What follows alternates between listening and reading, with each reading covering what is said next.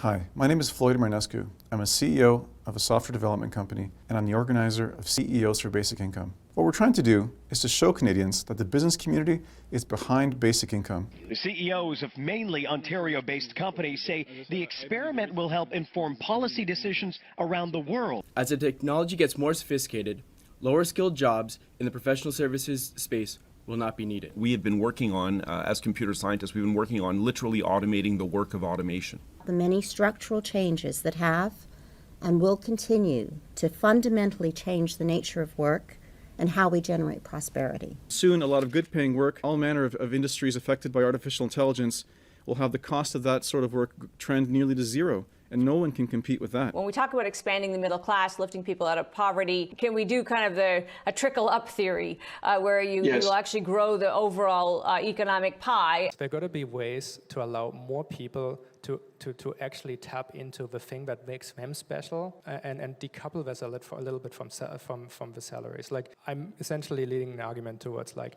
let's look into basic income because it seems to me the right solution. It fits into the narrative that I think Canada can provide to the world because it seems to me the most Canadian thing possibly we could accomplish. I believe that the rising income inequality, wealth inequality in Canada is the number one issue facing our society currently and in the future. We must find a solution. I believe that basic income must be at least the beginning of the discussion about this solution. As the report just issued by the Canadian Centre for Economic Analysis emphasized, a national guaranteed livable income, if adopted, would, in 5 years, contribute to 1.6 to 2.4% of Canada's total GDP. We are looking at what are truly large numbers in terms of the impact from a potential UBI or guaranteed basic income scheme. We're already spending $85 billion a year and more on all these other programs that are designed to transfer cash to people with low incomes.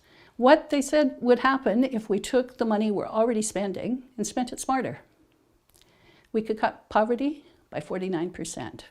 You know, I think a true, uninterrupted, genuine exploration of a basic income now, which is something I've always supported, is something that will be more logical than ever now that you've seen some of the experiences we've been through. And those kinds of bold ideas, which I think is what some of the people are talking about in terms of not just more of the same.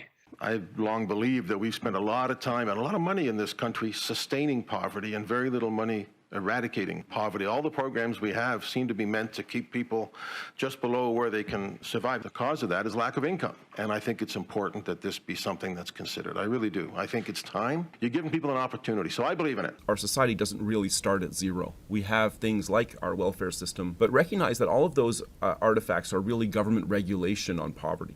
And we believe in deregulation. And we believe in capitalism that doesn't start at zero. And a basic income is a beautiful, deregulated way of achieving that.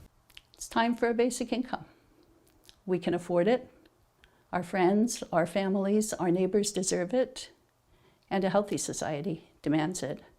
What we're trying to do is get to 500 signatures by CEOs, business owners, and leading executives of Canadian corporations to show Canadians and show the government that the business community is behind basic income. If you're a business owner or an executive or an investor, please sign this letter to show your support. The business community knows that what's good for people is good for the economy and good for businesses. Let's have a basic income for Canada.